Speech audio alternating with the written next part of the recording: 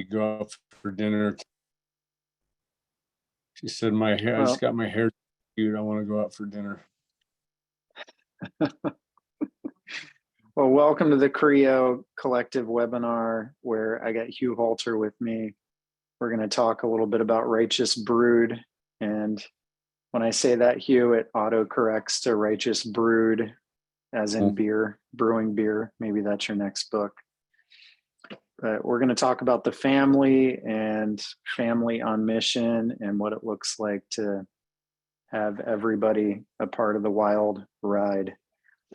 So I got a boatload of questions, but Hugh, you can feel free to just jump in and start talking if you want, whatever. Sure. Go for it.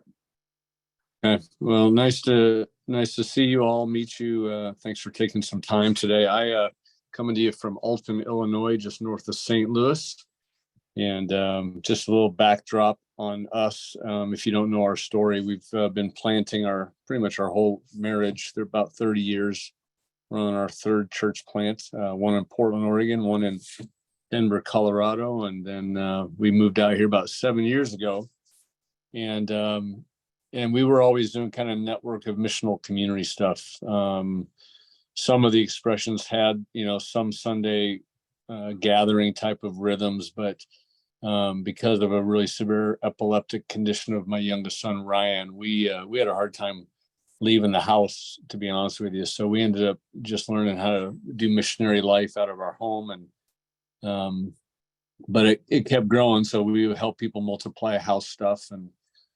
And this network we're doing in Alton is much more of a business enterprise network, but it still has all the same sort of lifestyle issues of the other two. So I can tell you more about that. But one of the things that, as we've been kind of traveling around the country and the world for about 15 years, talking about emerging church forms, when people would hear our story, I usually got asked one of two questions. One was about money, like how do we make it? And the second was, well, what do you do with the kids? And so I just want you to know, I am not like a parenting guru. I don't look like a parenting guru. I certainly, to my kids, they would laugh. In fact, when the Righteous Brood book came out, they were like, that is really funny. Dad wrote a book on parenting. But we have had some really unique things happen along the way of our family. And our kids never got to go to church. They never went to age-related, groups or Bible studies for their own age. They were just always a part of more of an apostolic lifestyle. And when we moved out here, it was basically to be with our son. We knew that he would probably not live very long, so and basically when we would come into this town, it's a very impoverished area. And my wife finally said, why don't we just move there and see if we can do something to help the town? So we basically had a family conversation with our two daughters. One had just got married, mid-20s. The other one was about to get engaged, finishing up her last year of college. And the family talk was basically that they wanted to go with us. And I was trying to talk them out of it because I actually didn't want to go either. I didn't want to leave Denver and move to the Midwest. But my wife was sure that the Lord was calling us, so we decided to follow her lead on this one. And it was my daughters kind of basically going, Dad, like, let's go do one together. Let's do another mission together. It was just, I don't know. I remember thinking how lucky I was that my adult children wanted to reproduce what they experienced growing up. And so we actually all moved out here 7 years ago. And we didn't know exactly what we were going to do at all. We didn't really feel like we were going to plant another church like we had. We just knew that we wanted to do something to help the town out. And so what emerged has been another spiritual community, but also 12 businesses and a couple nonprofits and some justice works and some really intentional homes and neighborhoods and an 80-acre farm that we now live on. My wife doing equine therapy. So, and when I decided to write the book, I actually wrote 4 chapters of it way back in the Denver story because so many people were asking about, family on mission issues. And then when we got here, there was a day where I I actually bought my oldest daughter a boarded up crack house for $12,000, and we renovated that on the worst corner in our town, and bought my other daughter a house a few blocks away, and then we were right between them. So for the first 5 years, we all lived within 4 blocks of each other. And so my daughter pulls up. She was just passing me going home. I was out walking and kind of praying, and she pulled up, and we just had a nice talk. And when she drove away, I just remember kind of stopping on the sidewalk, going, "Unbelievable! Like my kids are with me." Mission, and I realized that became, a lot of people when they hear that are like, man, I wish that could happen in my life, or I wish my kids would sort of pick up the mantle that we showed them. I've had a lot of parents say it's too late for us. We've basically just been going to church, and our kids are not even interested in the Jesus story anymore. And so I really, just to make a long story short, I wrote The Righteous Brood not as a parenting book, but as a question mark about whether or not we're living a story big enough to keep the attention of our own children. Because I think if we could keep our own children, we would end up probably living a life that would garner the at least the imagination or curiosity of lost friends around us, and at least that's been our story. So a lot of it is related to basically just reminding us that the entire scriptures that we read, every single verse that was written was actually written to essentially families on mission. The gospel got to you and me not through highly educated systems. It literally came as moms and dads passed down the story, and that's been the predominant way that the gospel moved in our time. Maybe even in the last 60 years in the church growth era, we separated moms and dads from kids and put them in different rooms, and moms and dads kept praying before meals and going to church, but something's happened where the story is just not big enough. So I just thought maybe that kind of frames the book. So maybe just we'll stop for a second. Mike, you have any thoughts, maybe even some questions that might guide our time? I don't want to waste your guys' time. I'd rather talk about what you guys really want to talk about. Yeah, that's good. I got a lot of questions. First one would be, when you talk about your kids and formation and mission, I assume it didn't happen because you showed them a bunch of VeggieTale videos and had them watch Kirk Cameron. So what did that look like? Spiritual formation and mission. How did you do that? And then how do you multiply that out of your own home? Yeah, I remember one of the biggest fights Cheryl got in with me was after I tried to do a family devotion. And our daughters were probably 8th grade and 6th grade playing ice hockey. And I remember that my oldest daughter just started to kind of like pop off and just didn't want to engage. And so, I was trying to play it off and be the cool dad. But after a while, it kind of ticked me off. And I was like, hey, we're talking about God here. And then she just kept going off. And then my youngest daughter went, I don't need the stress tonight. And she started to walk upstairs. And it ended up being a huge family fight where my oldest daughter dropped the F-bomb. And I just remember going, oh, that's great. Here we go. Hugh Halter, the spiritual leader. And so that was like a redefining moment for us, where I went, okay, we've got to figure out a different way.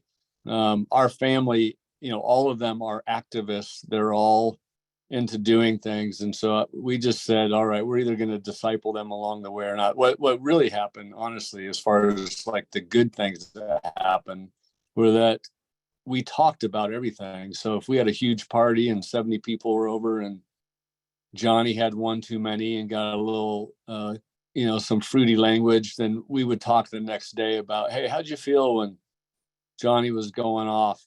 And that's how we would talk about alcohol. It's how we would talk about why we were having all these knuckleheads over.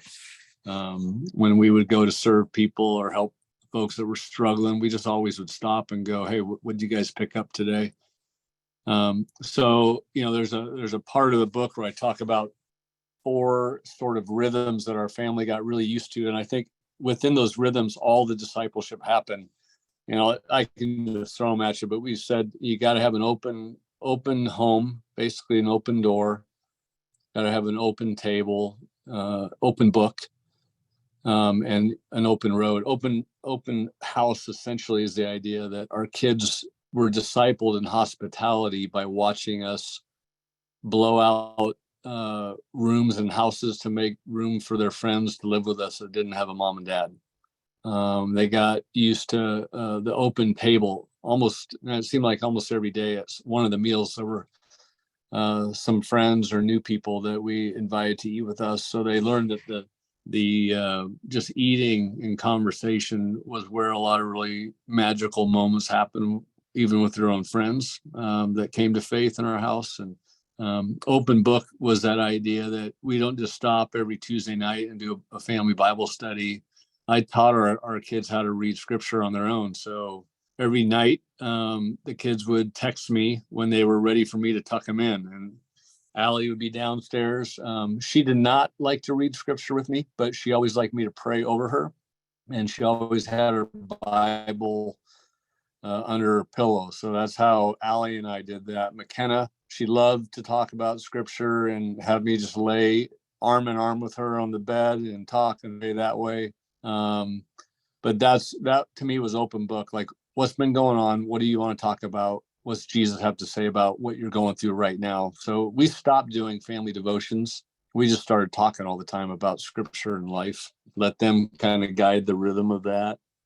Open road was the idea of getting our kids around the world, letting them see things. And those four rhythms, I feel like, are what created two really amazing missionaries. I always tell people my daughters are some of the toughest, non-fearing, brave kingdom people I've ever met. And I don't think they picked up any of that by us doing Bible studies. They certainly didn't pick it up by going to church services. They picked it up by doing life with our community and literally talking through everything.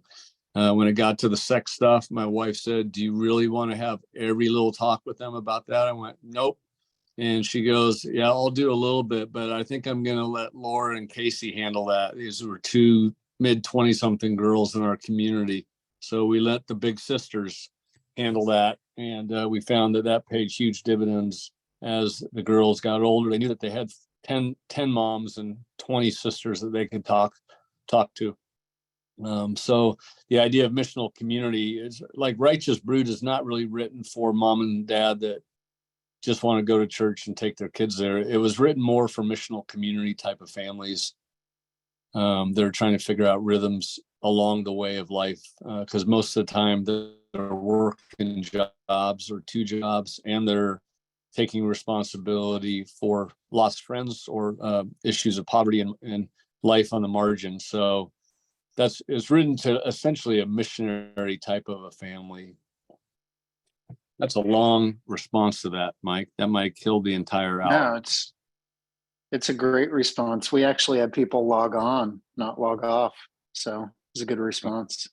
People are joining the call. Yeah, I think, inevitably you always get this question, Hugh, when someone will look at you and you describe some of this. They'll say, "Yeah, but my wife and I, or my husband and I, like, we actually care about our kids' safety. So, like, what about us?" Yeah, And the right. safety question and all this. Yeah. So I ask parents all the time, what do you think your primary job description is? And it's almost always protect and provide, right? I think that's actually built into our nature. But be that as it may, it doesn't really sort of show up in scripture much. Provision does. The idea of like, there's certain times where we do have to provide, but at some point as the kids grow, we can't just simply protect and provide. We actually have to disciple and teach them how to be people that would eventually even give their lives for the gospel. So to me, that's the framework for parenting is adding, I guess, add to the menu, protect and provide, but also, what's centered to the gospel is living a life that doesn't just self-protect and that we trust them day by day. And so we're going to be a little bit more generous. We joke in our family that all of our kids are going to be broke like we are because they all picked people helping careers, And so we just all struggle together, and I feel like they tried to do Dave Ramsey stuff. They said what doesn't make sense is I don't have a normal paycheck. So I'm like, yeah, that's us. Like mom and I have never had a job. We've just had to work, side hustles, and so we haven't been able to do, a real clear financial pathway. We've had to just trust God for manna, and to watch our kids live that same way. I would rather they made $250,000 a year. That'd take the stress off of me. But we taught them how to trust the Lord, and even when they're poor, to give it away.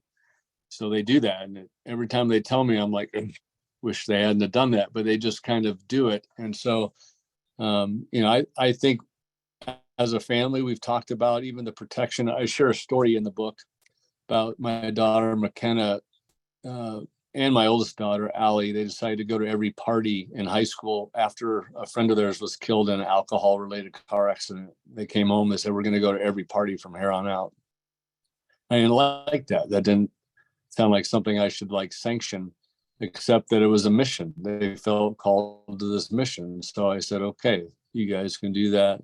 And in one of the parties, my daughter McKenna was thrown into a car window because she was trying to break up a fight between an abusive boy and her best friend, and it ended her D1 hockey scholarship. And so when I heard what happened, I actually tried to find the boy and kill him, but she wouldn't give me the address. So I went home and we just had a talk. And at some point in the talk, she said, "Dad, you and Mom have always taught us to step in, and you've always taught us to be peacemakers." She goes, "It doesn't always work out, right?"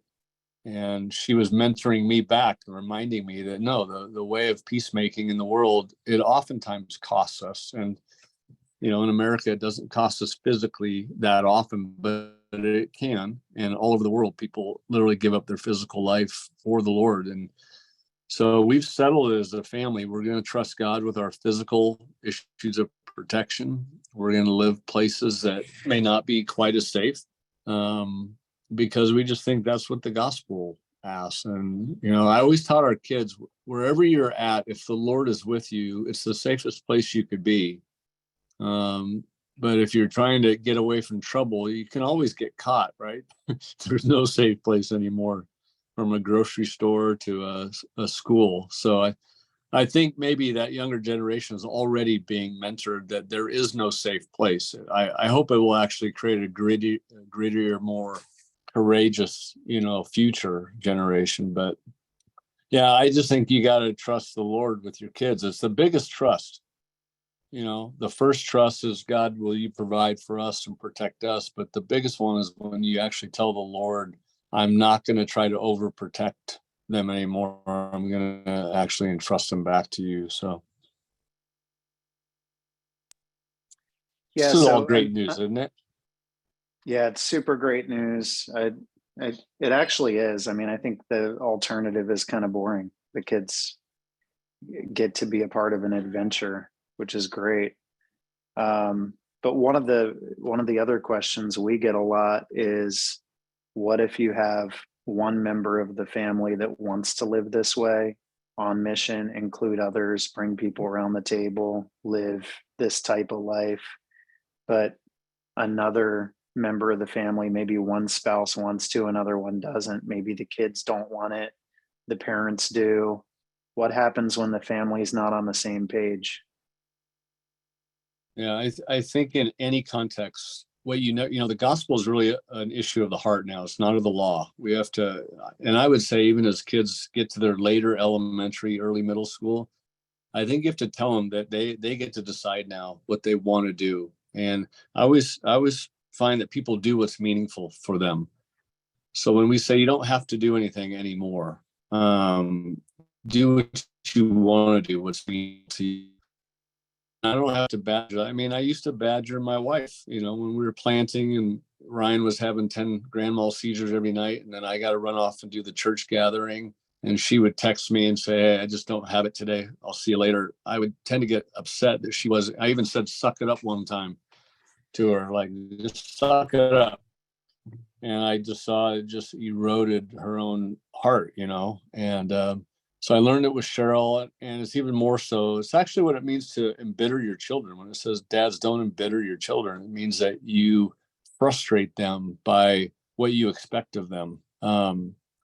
And so I don't know. I would say let every single member of your family, including a spouse, do what they want to do. And if they don't want to do what you're doing, then still do what you do. I mean, you're called by God. So if your spouse doesn't want you to ever leave the house to go help people, you're going to have a talk and go, well, I'm going to anyway, because God's calling me to do that.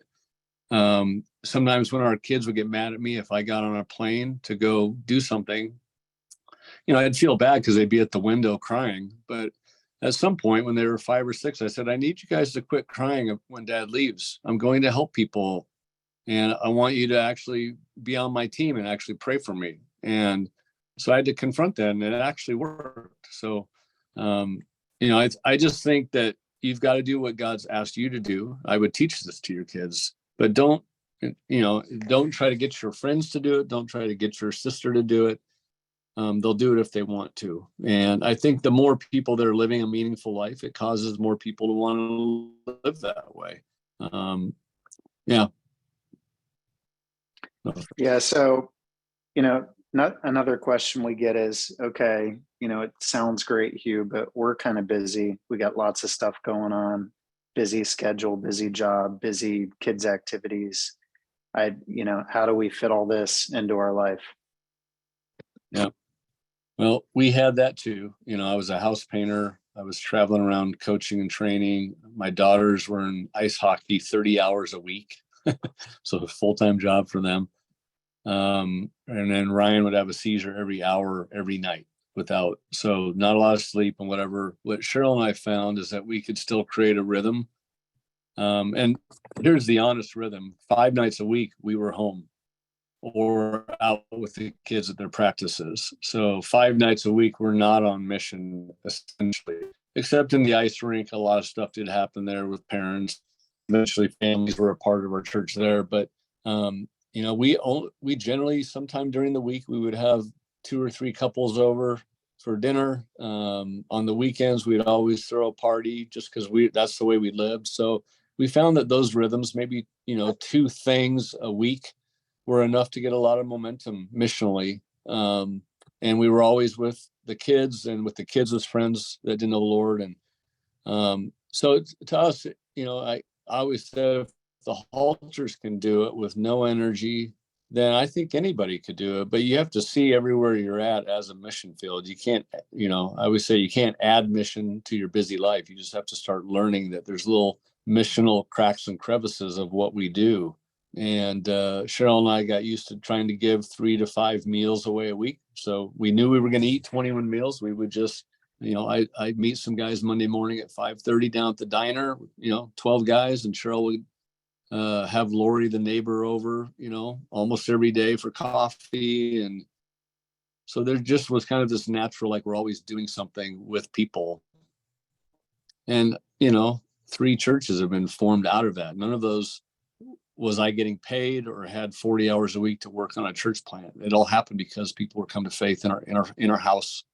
And then we would just kind of, create a rhythm that was relatively natural, a little work at times, but it wasn't always on us or our community. There'd be nights where we were just gassed, and I'd call and say, hey, we're moving the meeting to the Johnson's house. Halters are exhausted. Cheryl and I, one of us will be there, but the Johnson would go, yeah, we got energy tonight.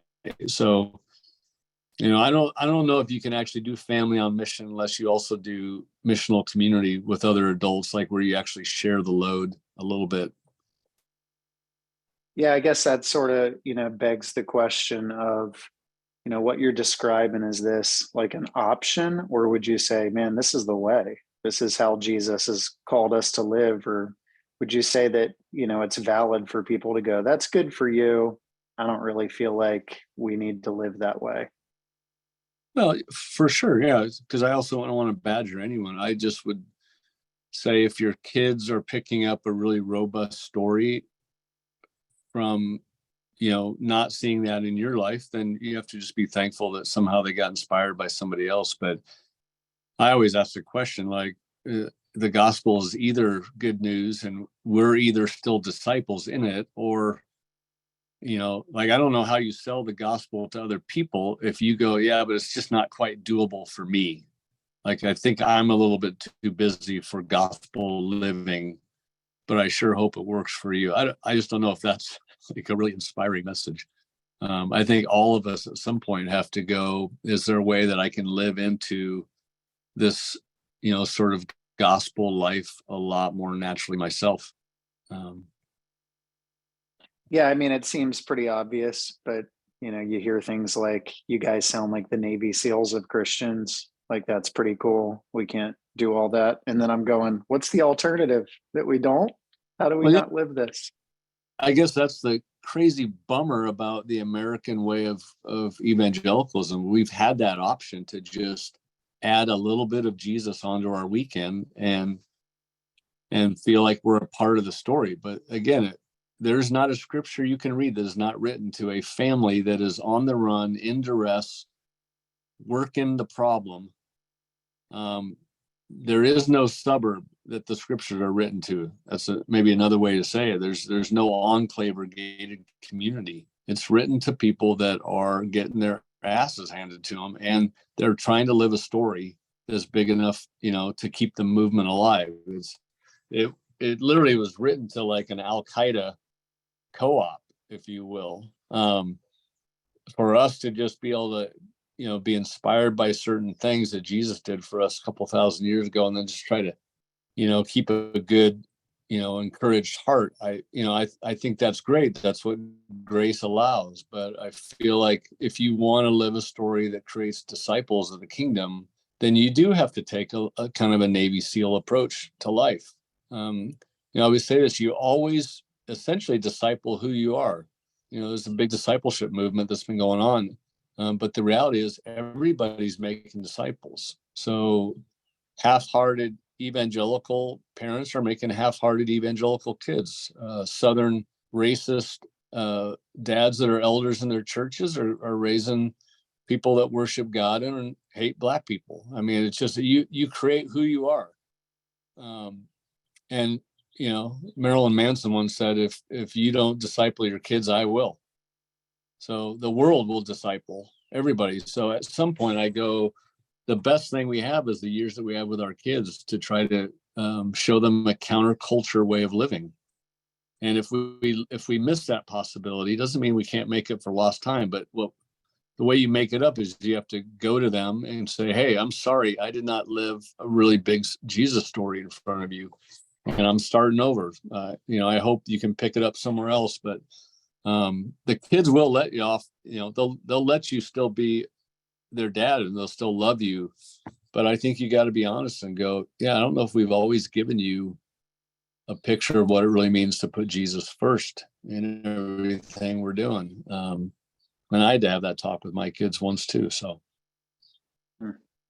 That's good. And I think that so much of the idea of what it means to parent children in the faith, or however you want to say that, is that people looked at the goal as being morality and praying a prayer.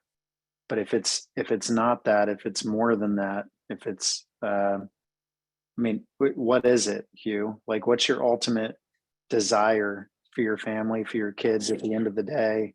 What do you want to see happen? I mostly want them to really know the Lord in their heart of hearts.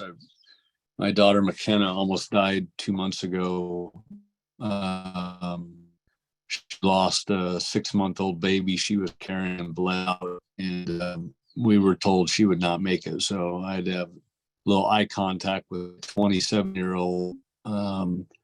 But I remember, and we talked about it afterwards, I said, how were you thinking about dying? Like, were you okay? And she said, yeah, actually it was. I was sad. I knew your mom would have to take care of Ezekiel, and, but she said, yeah, I was okay. And that's all I want for my kids, that they know the Lord enough that they can handle pretty much anything.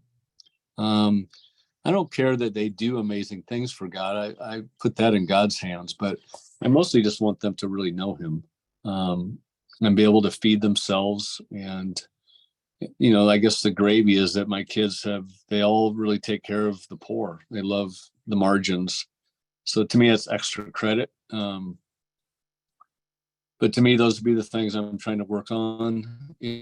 I do want my kids to be peaceful and courageous. Like I think about the traits. I want them to be generous. I want them to care for people that don't know Jesus. I don't know if I have any other goals. The morality stuff, that was huge back in our day, and it just didn't carry the day, and so it's not like we don't want our kids to be moral or that we don't want to be moral. We see the potential loss of freedom in a lack of morality, but I would not put please don't have sex with boys above don't exploit people for your own ends or keep all your money just for yourself the rest of your life. So I just think there's a lot of traits of the kingdom that go way beyond our morality. Scriptures actually say that our morality is probably going to be something we struggle with our whole lives. It's going to be in some ways a losing battle, but there are some traits that you can really pick up on. I mean, you guys know this, the average Christian, these are people in our family that we know that are all Christians. We go down our family line. We don't know if any of them have ever really helped anybody. They're trying to be good and be good people, but they don't really do anything for anybody. And so to me, that would be, I'd feel like we missed something with our kids if they just were good Christians, but they weren't really about building the kingdom.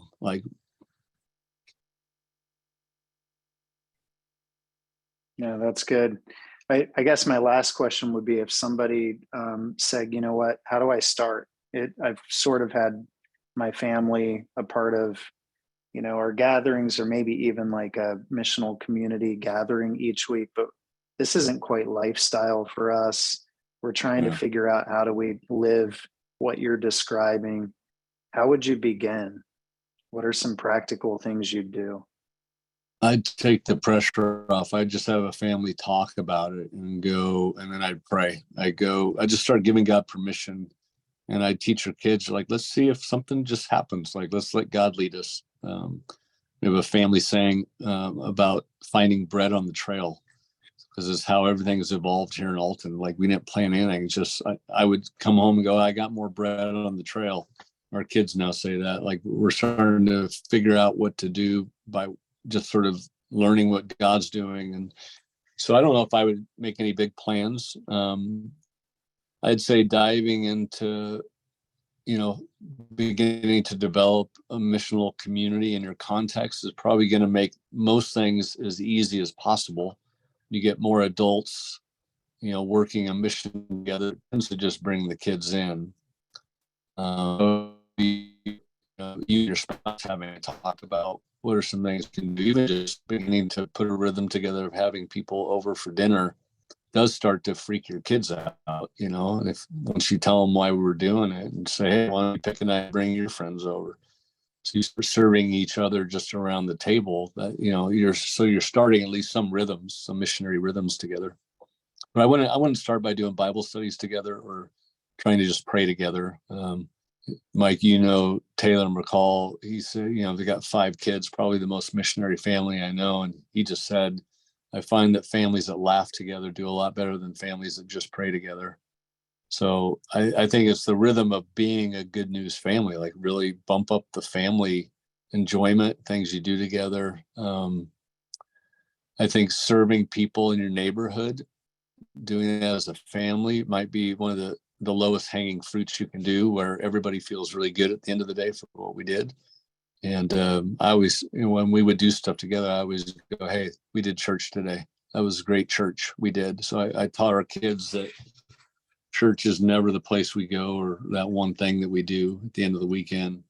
I've told them a lot, hey, you guys were great missionaries. That whole going to party thing, you guys are great missionaries. So those languages they're used to. They're not, if I were to say, let's go to church, they would literally all probably shake their head and go, what are you talking about? Because we taught them that church is the people that you do life with and you do mission with. Hugh, thanks for sharing, man. This was fantastic conversation, and we're excited to have you hanging with us in the Philly area in a month from now. So good to have you on, Great. man. Thank you, guys. Thanks for listening to my spiel.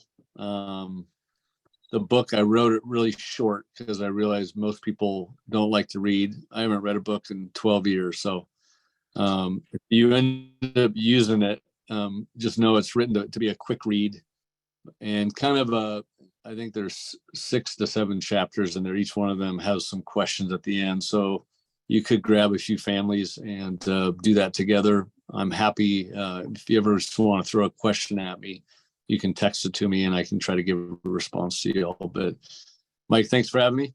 Y'all You got it. Have a good life, and we'll see y'all later, hopefully. We'll close this off, and if you have 5 minutes for questions before you got to go, we'll do that. Sure. Totally.